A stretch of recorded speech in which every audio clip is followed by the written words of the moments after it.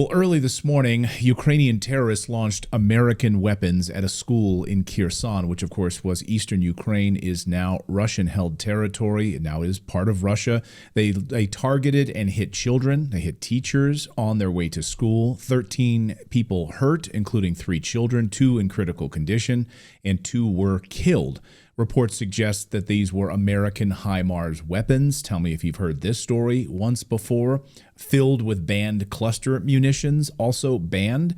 A few hours ago, President Trump said this war needs to end right now.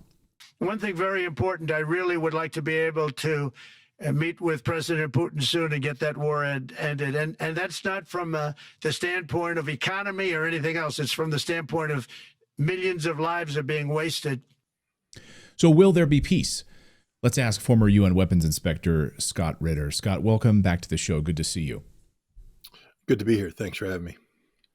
So President Trump in office now, a couple of days, has been pushing for, he says he's, going to try, I think it seemed like try to strong arm President Putin with some sanctions, which seemed like a crazy idea. But it seems like President Putin, of course, has been wanting to come to the peace table for a long time now, even before all of this started, and it was scuttled by the United States and Boris Johnson. So do you think we're going to have peace? Some pretty forceful words from President Trump today that this thing needs to end right now. What do you think?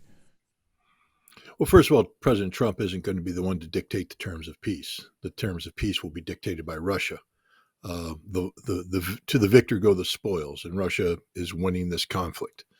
Putin has wanted peace for some time now. He didn't want this war. Remember, Putin sought the implementation of the Minsk Accords in his meeting with Joe Biden back in June of 2021. Biden promised to implement, to put pressure on Ukraine to implement, to work with France and Germany.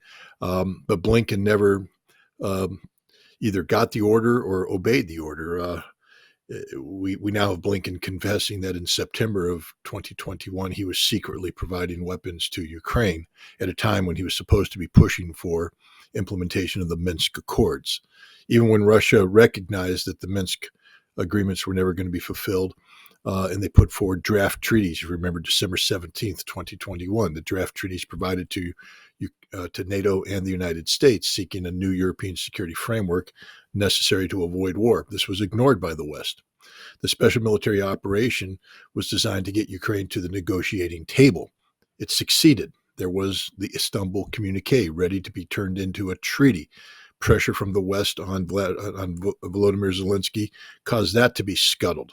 Putin this past June said he's ready to have peace, using the Istanbul communique as a framework. But it would have to be updated to take into account the present realities.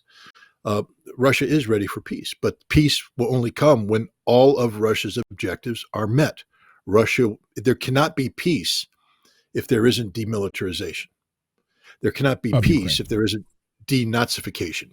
There cannot be peace unless Ukraine, by treaty, can never join NATO. And there cannot be peace unless Ukraine and the West recognize that Crimea and the 4 new territories of Novorossiya, Kherson, Zaporizhia, Donetsk, and Lugansk are today and forever will be part of Russia. Anything less than this is a Russian defeat. And Putin, of course, will not bring this conflict to an end on terms that can be misconstrued as a Russian defeat, or not misconstrued, construed as a Russian defeat. If this war is to be brought to an end, it has to be done in a way that doesn't allow it to, rear its ugly head up in the next, in a couple of years. Anything that allows this conflict to end now without resolving the underlying issues as defined by Russia will inevitably lead to a recurrence of this conflict. And next time it could be an even bigger conflict. So if Trump wants peace, he's going to have to craft an agreement where Russia dictates the terms. Trump doesn't get to dictate. I'm sorry, Mr. Trump, if you want to do it the hard way, you're the one that's going to pay the price, not Russia. We've heard reports over the past few days that there are weapons shipments to Ukraine that have been halted by President Trump, that these are being held at NATO bases and not entering Ukraine, that being reported by Ukrainian journalists. So if that is true, and it seems like it is, and then I guess you have European weapons maybe still flowing in. It's unclear. Maybe you have some clarity on that. How long can Ukraine go on if U.S. weapons are not allowed to flow into that country? It's interesting. Trump, of course, put out the infamous tweet where he talked about we can do it the hard way, the sanctioning of Russia, etc.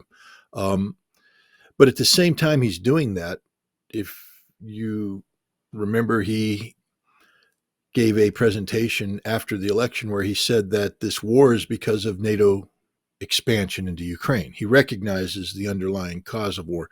I need to point out that I was put on a Ukrainian death list because one of the crimes I was accused of was saying that the Ukrainian conflict is that Ukraine is a NATO proxy, that this is about NATO expansion. Well, we have a president of the United States that now clearly understands that to be the case.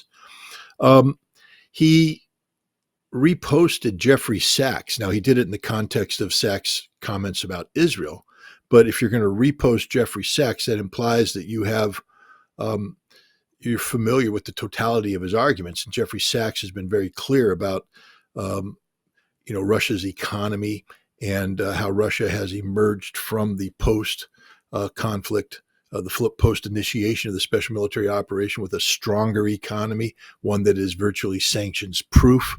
And so his threats to impose sanctions also ring hollow. And we could go on and on. There's different, hints that Trump has put out there that he understands the reality of the situation. But there's a lot of political posturing taking place right now. He has given General Kellogg, Keith Kellogg, his special envoy for the Ukrainian-Russian conflict, 100 days to come up with something. What's interesting about that 100 days, if you play it out, it falls roughly on May 9th, which is Victory Day, the 80th anniversary of Victory Day. And if Putin, if Trump thinks that Putin is going to yield to American pressure on the 80th anniversary of the Russian victory over Nazi Germany, then Trump is truly an idiot. It's the worst possible time to put pressure on the Russians. But I think the opposite is the case. I think that Trump is looking for the possibility of a conclusion to this war by Victory Day. And one of the ways that can be done is by putting the pressure on Ukraine and on its European allies to embrace the reality of this war is over. Trump signed the executive order putting a freeze on U.S. foreign aid. And many people said, well, that automatically applies to Ukraine. It doesn't. The Ukrainian money has already been dispersed. There's material in the pipeline. And plus it's handled under different funding arrangements than the one that Trump froze.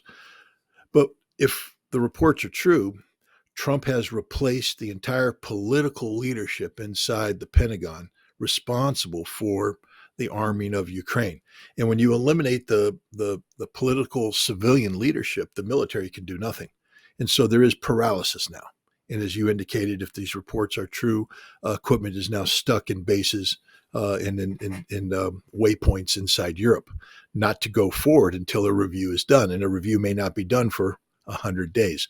At the same time, Trump has told Europe that you have to step up if you want America to play a role in the arming of Ukraine to stand up to Russia, then you need to chip in 5% GDP to your militaries. I don't think there's a nation that can meet that threshold, a significant nation. Germany can't meet it. France can't meet it. England can't meet it. Italy can't meet it. Nobody can meet it. And so it's a mission impossible for Europe to step up and replace the United States. And so I think you see the desperation. You saw Zelensky at Davos, the panic look. Reminds me of the movie Goodfellas near the end when Ray Liotta's character is looking in the sky, coked up big time. He's just snorting cocaine and he's all paranoid and everything. Zelensky is clearly under the influence of something. And I say that not as somebody who is seeking to score cheap points. He's clearly under the influence of something. And he's sniffing his nose, so I think we understand what the something is. And he is paranoid. He is ranting. He's speaking incoherently in a panicked way. He knows the end is near, that it's over for him. It's finished. He now has publicly acknowledged one of the conditions that Russia set forth in the Istanbul communique, which is the removal of Zelensky from power. That post-conflict Ukraine will not have Zelensky involved in politics. That Russia will dictate who the president will be. Russia has already named who they want to be replacing Zelensky. So this is the reality. And what we need now is for Trump. There has to be a mechanism for Trump to get to this reality in a way that doesn't damage him politically at home. This is why Trump is blustering, puffing out his chest, speaking big. And this is the challenge. But I think it's a challenge that can be met if and when he has his phone call with Vladimir Putin. I think Putin will make it quite clear that he wants peace, that he's moving towards peace. And I think he's more than happy to give President Trump credit for peace. But the peace will be on terms dictated by Russia, not imposed by the United States. I'll get you out of here on this, Scott. Are you hopeful that we're approaching peace?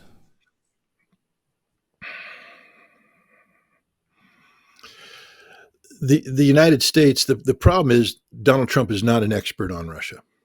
And he has surrounded himself with people who clearly aren't experts on Russia. There was some hope in the lead up. People might be able to indirectly influence Donald Trump. For instance, I had some success going through RFK Jr. and Donald Trump to get an op-ed, help motivate an op-ed piece being published in The Hill calling for an end to the war and prevention of nuclear war. There are people out there who are very smart on Russia who may be indirectly influencing Donald Trump, people like Douglas McGregor and others. And political reasons, Trump is suppressing their input to give Keith Kellogg credence. The problem is that means I'm guessing, and I don't like to guess when I'm trying to make. I like to act on hard factually based information. I am optimistic because I do believe that Donald Trump wants to bring an end to this conflict in a way that achieves stability in Europe, which is one of the cornerstones of the foundation that he's trying to build for what he thinks is the proper environment to make America great again, to get out of these endless wars. So I think his heart is in the right place. It's a very complicated issue, though, and if he stumbles, then Russia's not going to yield. Russia's not going to bend. Russia has entered a war of attrition for a reason. Not to allow Russians to die, only to give everything away back at the end. Russia did this because they want specific things achieved. And if Trump isn't willing to facilitate that, then Russia will see this war to the end. Russia's ready to go for another 2 or 3 years if necessary. And of course, if that's the case, then Trump would have to either put a lot of money in, Europe would end up. Neither of those are going to happen. So it would be an embarrassment for the United States. And that leads to counterpunching and deterioration of relations. That's not the direction we need to go. So I'm hopeful, I'm optimistic, but I'm also wary. I wish Trump had better experts on Russia advising him. Ditto. Scott Ritter, great to see you. I'm glad to hear there's some hope in your voice. Thank you so much, Scott. Great to see you. All right, folks, the countdown is on before this new administration starts to expose the entire globalist agenda and how a large sum of people had their health negatively impacted by what these globalists did to us. So whether you're, suffering severe side effects or experiencing long COVID, you need to check out this natural solution formulated by Dr. Peter McCullough in collaboration with the Wellness Company. And they just leveled up their original detox formula for $30 less. It's introducing the new 3-in-1 Ultimate Spike Detox, conveniently consolidated into just one capsule. That means it has 4 times more nattokinase, 500 milligrams of bromelain, and 500 milligrams of turmeric root extract, all inside of one capsule. Crafted with 100% natural ingredients, the Ultimate Spike Detox is backed by research, offering effective support for your cell's natural repair and recovery. Experience the only formula approved and used by Dr. Peter McCullough, a top freedom-fighting doctor who risked it all. Head over right now to twc.health/redacted. Use the code redacted to get 10% off plus free shipping. Again, use the code redacted to get 10% off. Go back and get that pre-COVID feeling right now. Well, President Trump participated in a virtual meeting at the Davos World Economic Forum and basically told them all that their globalist agenda is now non grata. In the United States, it was beautiful. We don't want this. Now, if you followed the World Economic Forum, as we have on this channel for several years now, you know that every year we go through their agenda and we're like, what's this? They're unelected. Why are they making these choices for us? Why are they deciding? The Davos agenda is usually a gold mine of treasure, showing that elites want you to live uncomfortably, live with less in the name of the ecology, but they want everything for themselves. It's clear, and we're going to show you this. So some of the other things that they promote on their panels, they promote war, censorship, shrinking global business with cumbersome regulatory policies, all in the name of the green agenda. President Trump spoke for about 40 minutes. He basically told the crowd, we're not about that anymore in the United States. And I just want you to watch how they applauded him. Participants here in Davos, we really underline that joining us the third day in your presidency, live taking questions here is so appreciated, and we are already ready for receiving you next year in person. So thank you very much, and all the best from Davos. Thank you. Thank you very much. Thank you. Watch the clapping. They're like, wait a minute, he's going to come here and okay. Some people did their faces right to our faces. Were not, tepid at best. So what was it that they were not happy to hear? We'll go through it one by one, and then later we're going to play you the full clip of it so you can see for yourself. But first of all, he said he's no longer about the Paris Climate Accord. In fact, one of his first executive orders was to withdraw from it. He said he's no longer going to participate in any green deals, which he called the Green New Scam. Well, that threw a wet blanket on this panel that they had earlier in the week, talking about how we should have clean and green deals. Okay. We've been talking about this, but now he's just here to dump on it. He said he was not going to mandate electric vehicles, and people will have a choice for what kind of vehicle that they will drive, which is really putting a damper on the EV market, which, again, they talked about at Davos. So there's another piss on that one. He also said that the U.S. has begun a revolution of common sense and touted his recent executive order to save free speech. Well, free speech is something that the Davos crowd does not like. Look at the panel they did last year. They blatantly admit in this panel explanation that your freedom causes disinformation and a dire environment for the press, communities, and educational system. So if you're free to express yourself, global power structures are threatened. That's what they talked about last year. Here's the version they did this year. Go ahead, Philip. Are you going to say something? Oh, I was just going to chime in really quick that along with that whole, like, their misinformation, they did include the word, even if it's true. Yes. They want to. And so here you see they're still struggling with that, like, to moderate or not to moderate, because nothing that they have advocated moderating has been proven to be false. Pretty much nothing. Right. So all the conspiracy theories that they like to poop on have turned out to be true. So, again, this is something that they were talking about at the meeting. They had President Trump on the fourth day, and he's like, we hate that, too. And they're like, oh, well, we've been talking about how we like it. So what? Right? That's why this applause. He talked about how growing economies necessitates energy, which Davos panels also this year, they did focus on keeping up with energy rather than tamping down on energy demands. In years past, the panels have revolved around how to lessen the global appetite for energy. Well, obviously that makes people uncomfortable. That shrinks business. It's never them. They never say like, oh, we want people to have less heat, but not us, right? It's always, you should plug in fewer things. Africa. So that may be progress, that at least this year it was about keeping up with energy demands, not asking people to live with less. The president discussed an end to discriminatory diversity, equity, and inclusion, which he called nonsense.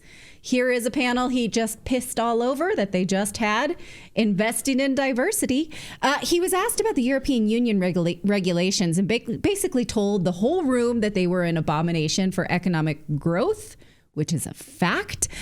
He said that the only people who win from this are consultants. And he basically said, you shouldn't hire consultants. They just stop up business, which I did laugh out loud. I loved that. I bet there were a bunch of consultants in the room that were like, wait. We get paid millions of dollars to write reports that slow up progress. What are we going to do now? What's happening to our business? It seems the Davos crowd at least knows that this is part of their business model because of this panel.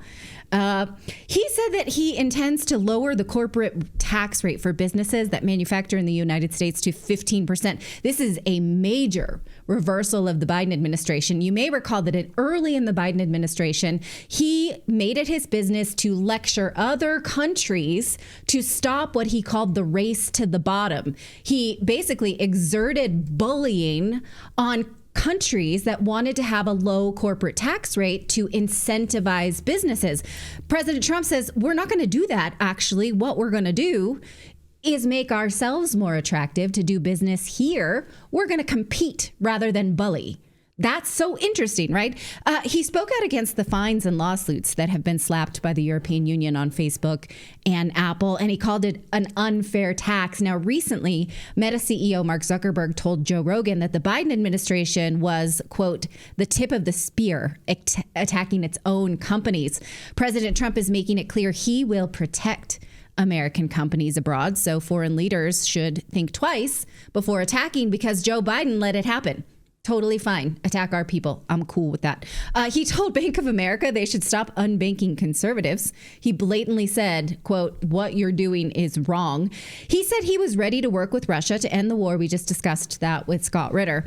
Recall that in the last 2 years, the Davos program advised businesses to exclude working with Russia, put pressure on China, how to deploy activism even in the World Cup. We've shown you those panels. Here is how daft the WEF was on Russia. In 2023, they held this panel where they predicted the Russian economy would shrink by 6% because of the war and Western sanctions. It didn't. It, in fact, that year grew by 3.5%. And Russian sanctions went on to hurt the countries that placed the sanctions. Most likely, if you're watching this, you live in one of those countries and suffered as a result. Now, Davos is forced to admit this with this panel. They're saying the Russian economy is now the 4th largest economy in the world, but they say it's deteriorating. Why would anyone trust their analysis when 2 years ago they told us Russia would contract by 6%? Now they're saying, actually, Russia's the 4th biggest economy in the world. We didn't sanction them. We hurt ourselves. Sanctioned the hell out of them, didn't we? Look how much we made them suffer. And then Trump's threatening new sanctions on top of it. Like, how much more sanctions? Keep bringing on these sanctions. We'll get cozier with China. We'll develop more of our own minerals, expand our own military, and not send you any of our stuff. Yeah. Okay, so trust them at your peril, but that's what they're doing. President Trump says he actually wants to do business with Russia and China and have no wars to get in the way. So that's a foreign concept to this Davos crowd. In a similar vein, Javier Milei, from the president of Argentina, had a similar sort of dismantling message for Davos. He spoke out about the radical transgender agenda that puts perverts in single-sex spaces with young girls. He talked about all mortals of the world who were sacrificed. He called them to the sacred call of freedom. I'm sorry, I butchered that quote. You should please watch it on your own. He also said that the woke mind virus is a global cancer that must be eradicated. The problem is that most people he was speaking to at that conference have that cancer. So what will they do now? I think we should send life support. Somebody go check on John Kerry. Now, President Trump doesn't speak in the clearest sound bites. So I tried to clip this up for you. And then I thought, you know what, just you listen to him yourself. So we're going to show you the entire Davos clip. You can watch the entire speech at Davos for yourself. We will edit this in later. So please seek this out on our channel so you can see not only my summary, but the president himself. One thing that I had forgotten about covering Trump as a journalist is he does not speak in good sound bites. It's a stream of consciousness, and it's really hard as a journalist to quote Well, because him. often what he'll say something really important kind of off the top, and then he'll kind of, he always kind of meanders off on a tangent about something that he just thought about in context. Well, that's another 2 minutes. And then he'll get to a point in the middle. Yeah. And that's a really important point. And then like 5 minutes later, he gets to a really good point at the end. So like if you want to sit through 17 minutes of that, or we could try to condense it, but that's, so it's incredibly challenging for us. And we don't want to be guilty of what the mainstream press does, which is misquoting him. But there's blame to share in the fact that it's just harder to show you his quotes in context because it's a bit, can be a bit long. It can be a bit of run-on sentences. Yeah. So watch the full thing. We'll put the whole thing there. You can watch the whole thing for yourself. It's worth watching. We watched the whole thing. It's really good. Yeah. It's going to be a long 4 years for us trying to do that. We really don't want to misquote the president, but I believe that I was able to pull out the hits for you. So see for yourself and let us know, because I was applauding it. Less because I love Trump, more because I hate the globalists. And it was everything that I had hoped someone would say right to their snotty little faces. So I loved every minute of it. Today's show is brought to you by Native Path Collagen. Now, finding an honest doctor that isn't following in the footsteps of Big Pharma can feel impossible. That's why millions of men and women have turned to one Texas doctor, and the 7 reasons that he says anyone over the age of 50 should be drinking this one thing. That's right. It's not milk or another calcium-rich drink. Instead, it's a unique protein that naturally declines with age, and it's proven to significantly increase bone strength and soothe joint pain. Oh, we all need that. It minimizes wrinkles and cellulite, even enhances hair follicle thickness, and even reverses nail damage, with users reporting results in as little as 2 weeks. That's right. As a partner of the show, this Texas doctor is offering Redacted listeners up to 45% off his bone, joint, and ligament restoring formula. It's all you need to do is go to this URL right on your screen, getnativepathcollagen.com/redacted. It has thousands of 5-star reviews, over 4 million jars sold. Every order comes with a 365-day money-back guarantee, so there's no risk to try it today. And Redacted listeners can visit right now, getnativepathcollagen.com/redacted to get up to 45% off while supplies last. Well, how's this for disgusting? Washington state Democrats are trying to stop ICE officers from doing their job of rounding up violent illegal immigrants and deporting them. Washington Democratic Party, they posted this on their Facebook page, protect our friends and neighbors from illegal searches and incarceration. If you see ICE activity taking place or any marked vehicles, please report it immediately to the Washington Immigrant Solidarity Network. I would love for you guys all to call this number, by the way. It's right here. They posted it on their Facebook page. It's public. 1-844-724-3737. They want, if you see any ICE activity, they want you to call. Can you then know your rights? Do not open a door. You should just keep sending them to Starbucks. Like, nobody's here. So they say, know your rights. Do not open the door. ICE warrants authorities may claim to have are not legal to enter your home. ICE warrants must be signed by a local judge to enter your home. If you need legal assistance, call the Northwest Immigrant Rights Project. There you go. So illegal searches and arrests, they say? Have they lost their minds? Really? You guys want to talk about what's legal? What's not legal is, of course, breaking into the United States, committing crimes, violence against Americans. Of course, Democrats see these people as future voters, perhaps, so it's their only way of getting votes in the future, I guess. I don't know exactly. ICE released this message in response to this this message. Report illegal aliens. It's the law. That's a foreign concept in some places. If you would like to report illegal aliens, please call Immigration and Customs Enforcement. They will need to know the names, locations, either workplace or residence, and any other specific information you can provide. So I'm just going to leave this up here for a second. You guys write this down. All of you watching right now, if you happen to see this type of illegal activity in your area, report it. 1-888-DHS2ICE. Now, are you the slightest bit uncomfortable, though, of people reporting each other as a throwback to the COVID era? Obviously, I think you should report all crimes, but not people who appear illegal, who are walking down the street. I think if you know that they're... I think if you know their illegal status, or if they've committed a crime in your neighborhood, like that's I'd like to focus on the crime part, right? Whether they're illegal or not, all crimes. Yeah, no one wants like a socialist world. No one wants Stalin. No one wants the secret police in Portugal. No one wants the Sandinistas. No one wants Venezuela. That's in socialist countries, you rely on the secret police, of course, right? To go after people, you report people. That's what a socialist does. But if you see someone committing a crime, they're doing something wrong, and you know that they are here illegally, call ICE, let them know about it. And by the way, they're going to investigate it. They're not just going to come and round somebody up just based on a phone call. You hope, but we anyway, would hope, right? It's too early to know that, right? So, but my point is, so what the Facebook post is telling you to do in Washington State is to, try to avoid this. And if you see ICE activity taking place, they want you to report ICE. Okay. It's crazy to think that one of America's major political parties, the Democrats, are encouraging criminals to hide from police and then therefore commit crimes. Democrats, it seems like they love criminals, and they love them back, by the way. So this was yesterday on camera. Reporters went with ICE on some raids across Boston, rounding up MS-13 gang members, as well as others who have committed crimes, murderers, in fact, who have been caught, who have been released. From one guy from Haiti, he was arrested. He yelled out, "F Trump!" And then he said, "Biden forever." And then he wanted to thank President Obama for everything that he did for him. Watch. I'm not going back to Haiti. One of those threats is this illegal alien from Haiti. ICE says he's a gang member with 17 criminal convictions in recent years. Trump, you feel me? Yo, Biden forever, bro.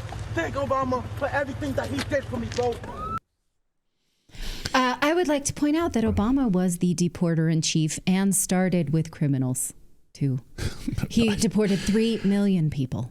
So I don't know why is he thanking Obama in that way, but he would have been deported under the Obama era.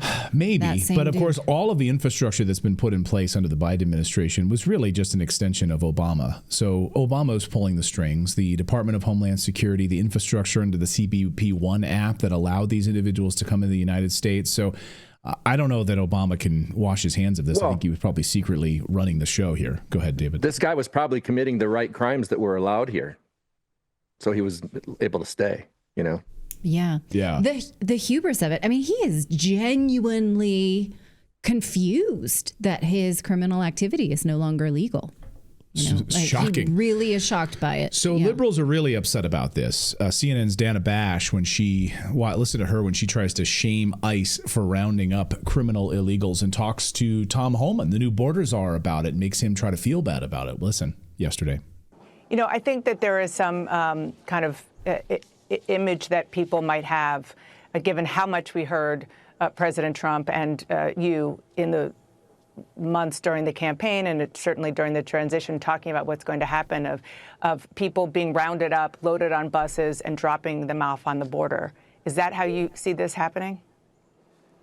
Well, I don't like the analogy of rounding up. Look, again, this is a targeted enforcement operation. The president's been clear on this. We're going to concentrate on public safety threats. But in sanctuary cities, where they don't let us take that public safety threat into custody in the safety and security of a jail, we have to go find him. If he's with others in the country illegally, ICE will not turn a blind eye to that. ICE is going to uphold the oath they took. They're going to enforce the laws enacted by Congress and signed by a president. And they're going to do that without apology. I mean, if any sanctuary cities force us in this position, that's exactly what's going to happen. Well, in the Fox News piece that we just showed you, they did a targeted enforcement for someone who did have a criminal record. I believe it was some kind of sex crime. And in the room with him was someone that they also knew was illegal. And they swooped up that guy too, even though they did not tell us whether or not he had a criminal record. So they said they called it collateral damage, that, you know, there is a consequence to being here illegally, and you will live with that if you are caught in the wrong place. Isn't that the same as being an accessory to a crime? You know? No, it's committing your own crime. You are not supposed. You and I were immigrants for 5 years. We knew that we had to have the proper documentation, or we did not have the right to be in Europe. Exactly. Yeah. Yeah. And exactly. we lived with that before our documents arrived, acutely knowing we are guests here. Right. They have the right to kick us out. We knew that when we moved there, which was why we petitioned for the proper Stephen, temporary residency. Stephen in our chat, Stephen Brown says there is a consequence. There is a consequence. Yeah. Yeah. Cat named Dog says I hide my illegals in the attic. Cat, don't admit that, cat named Dog in the chat. Don't do that. That's also a crime. That's don't also do that. a crime. Somebody, we showed you the number. Call on Catman Dog. Yeah. Well, overnight, a far left group used a projector to put a Heil Tesla image on Germany's Berlin Gigafactory. Take a look at that from across the field in Germany. There's a close-up of that. Elon Musk with his arm out like that. Liberal media went into freak-out mode after Elon Musk slapped his chest after a speech on Inauguration Day, or kind of during it, when he was overwhelmed and he was thanking everyone in the crowd and shouted, "Thank you, my heart goes out to you." So here was the moment, and then, of course, everyone freaked out about this. They're saying, you know, this was definitely a Heil Hitler sign. Watch. And I just want to say thank you for making it happen. Thank you.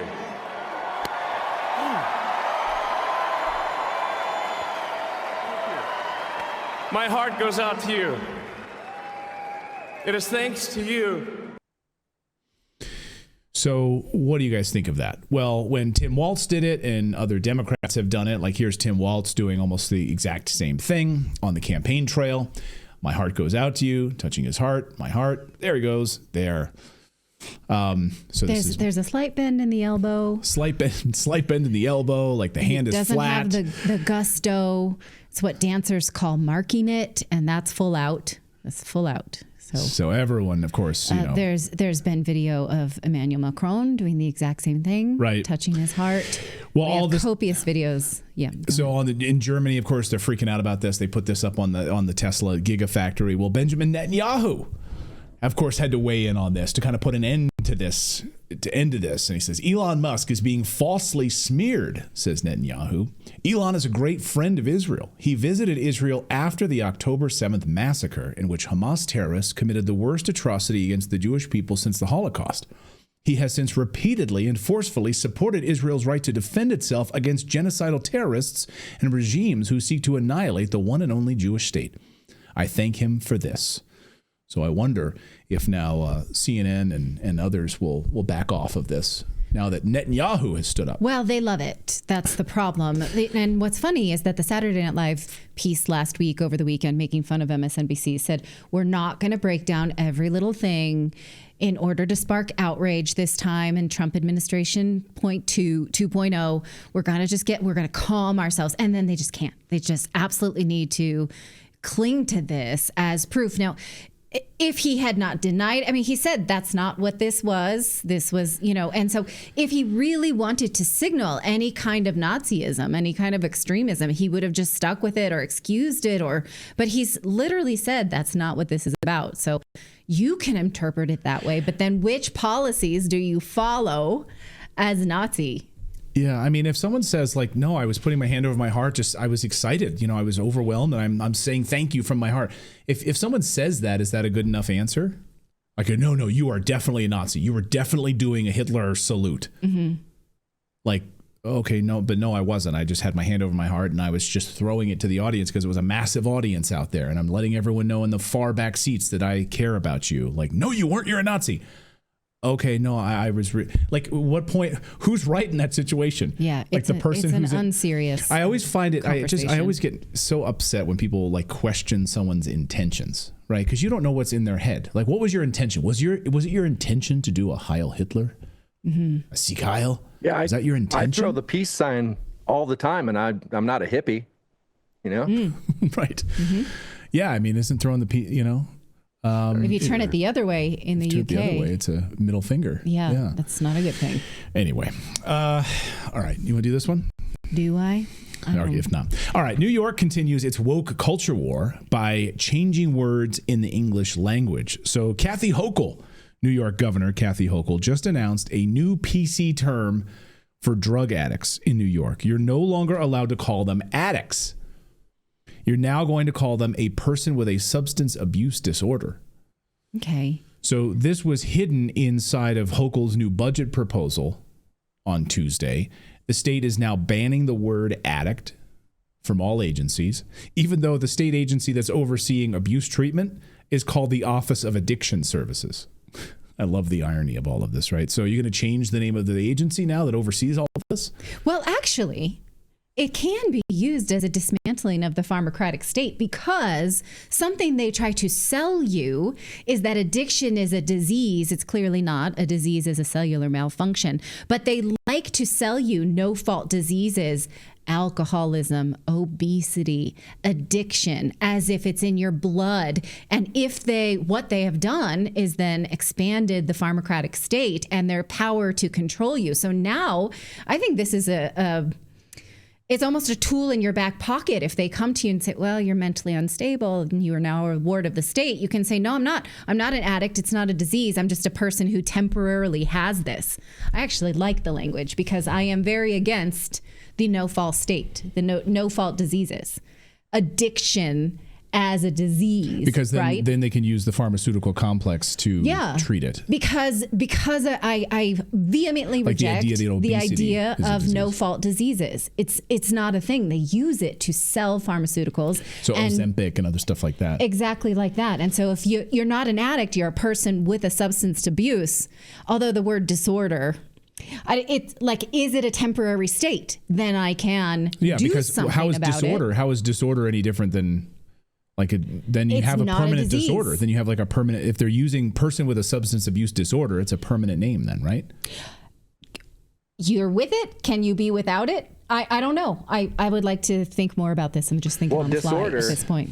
Yeah, disorder is going to allow the pharmaceutical industry to jump in and be like, oh, we have a pill for that, for this disorder. Yes. Yeah, that's what they did with gender dysphoria, is they called it a disordered something like that. I can't remember the terms. So it makes it worse. Maybe moving to this term, if you call it an addict, then you just break the addiction. Right. Right. But if a person with a substance abuse disorder means that now you're opening it up for more pharmacology. Possibly. Maybe the inverse of what you're saying. Let me think on this. Think about it. I'm not going to think about it on the fly. Stops the Cat, thank you for your $2 super chat, says they scrapped the word addict a while ago in social work. Did they really? That's interesting. But you see, the sort of what they've been trying to do is destigmatize things. I don't think that's helped us at all, because we saw that during the Biden administration. Instead of a homeless person, you are the unhoused. Right. Well, here's another one. Yeah. So the culture warriors on the left in the past 2 years, they've created all sorts of new phrases, right? That you need to start using. A birthing person instead of a woman or a mother. Yeah. Person kind instead of rather than mankind. Menstruating people, not women. Yes. So they are on a mission. Right. You know? Yeah, I don't think it doesn't really help. So how does it actually help an addict to tell them that this is outside of their control? It doesn't, obviously.